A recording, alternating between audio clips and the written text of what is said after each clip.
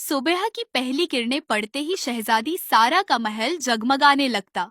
उसका महल ख्वाब जैसा था, हर कमरा शाही शान से भरा हुआ था।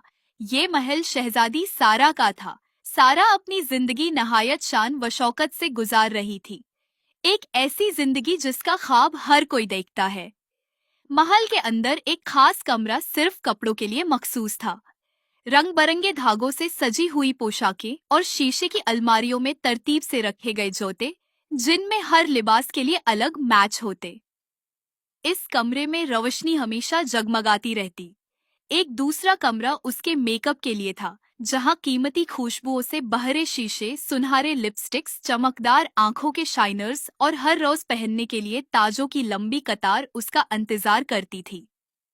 उसका नाश्ता बादाम के दूध, शहद में भीगी रोटियों और सुनहरे प्यालों में रखे हुए पहलों पर मुश्तमिल होता।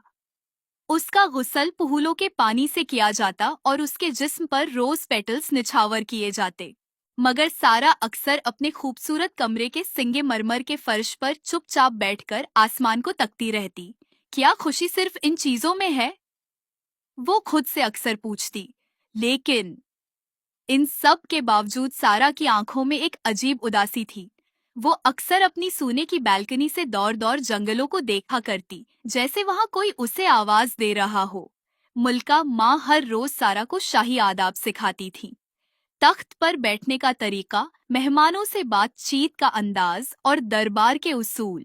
मगर सारा के दिल में कुछ और ही ख्वाहिश थी। वो चाहती थी कि उसकी माँ उसे गले लगाए, जैसे आम माएं अपनी बेटियों को लगाती है। उसूलों के पीछे छुपा हुआ वो प्यार सारा को कहीं नहीं मिलता था। जब सब सो जाते, वो चुपचाप अपना चमकदार लिबास उतारकर सादा नाइट सूट पहन लेती। आईने के सामने खड़ी होकर आहिस्ता आहिस्ता नाचती, सिर्फ अपने लिए। एक रात वो अपनी खिड़की से बाहर देख रही थी। चांदनी में जुगनू नाच रहे थे और सारा का दिल भर आया। उसी रात सारा ने सादा कपड़े पहने, अपने सुनहरे बाल छुपाए और महल के खुफिया दरवाजे से बाहर निकल गए। बाहर की दुनिया एक जादू जैसी लगी। बाजार की रौनकें, बच्चों की हंसी और एक बूढ़ी औरत की कहानियां।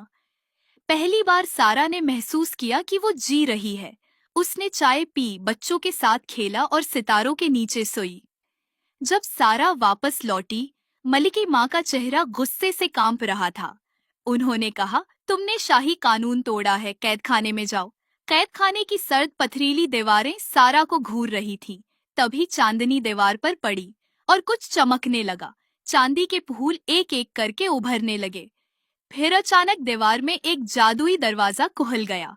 सारा के कदम खुद ब खुद उस रोशनी की तरफ बढ़ने लगे। जैसे ही वो अंदर गई, उसके कदमों तले जिंदा फूल खिलने लगे। हवा में सितारों जैसे जर्रे तैर रहे थे। मगर जैसे जैसे वो आगे बढ़ी, मनाजिर बदल गए। दरख्त मुरझा गए, फूल झड़ गए। सारा एक नए जादुई दुनिया में पहुंच चुकी थी, जहां दरख्त चांदी के थे, नदियों में शहद था और हवा में तितलियां उड़ रही थीं। लेकिन वहां की सब परियां उदास थीं, उनके पर बेरंग हो चुके थे। एक जख्मी परी ने बताया, काली परी ने हमारा जादू चुरा लिया है। वो नफरत की ताकत से हमारी रोशनी छीन रही है। सारा ने फैसला किया कि वो परियों की मदद करेगी। वो अंधेरे किले की तरफ निकली। रास्ते में हवा जहरीली थी, जमीन पर कांटे थे। आखिरकार वो पहुंची। काली परी एक तारीक तख्त पर बैठी थी। उसके चेहरे पर नफरत के सालों के निशान थे।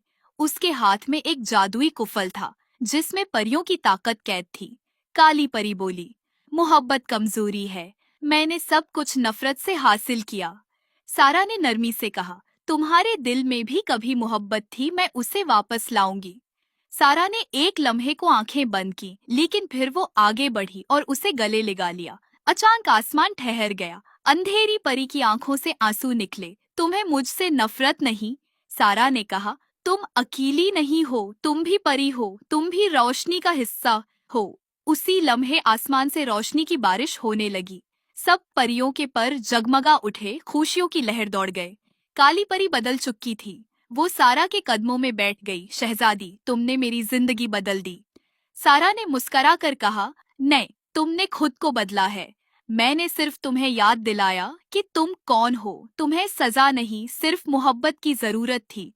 सारा ने कहा, अब मुझे वापस जाना है, मेरी दुनिया मेरा इंतजार कर रही है। परियों ने एक शफाफ शीशे का रास्ता बनाया जो एक जगमगाते महल की तरफ जाता था। महल के दरवाजे खुले तो सब परियां सारा के साथ थी। उन्होंने मलका के सामने झुक कर कि ये शहजादी सिर्फ आपकी वारिस नहीं बल्कि हमारी दुनिया की रोशनी भी बन गई है। मलका की आंखों से आंसू बह निकले।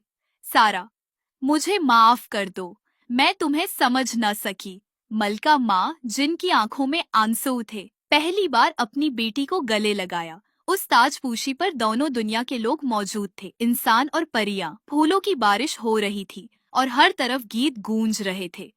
परियों ने दो ताज पेश किए, सोने का इंसानी ताज और चांदी का जादुई ताज जिसमें जिंदा फूल खिलते थे। अब सारा दोनों दुनिया की मलका थी। इंसानी दुनिया में वो इंसाफ की अलामत थी और परियों की दुनिया में वो जादू की मुहाफिज थी। वो अब सिर्फ ताज नहीं पहनती थी बल्कि मोहब्बत की ताकत से हुकूमत करती थी।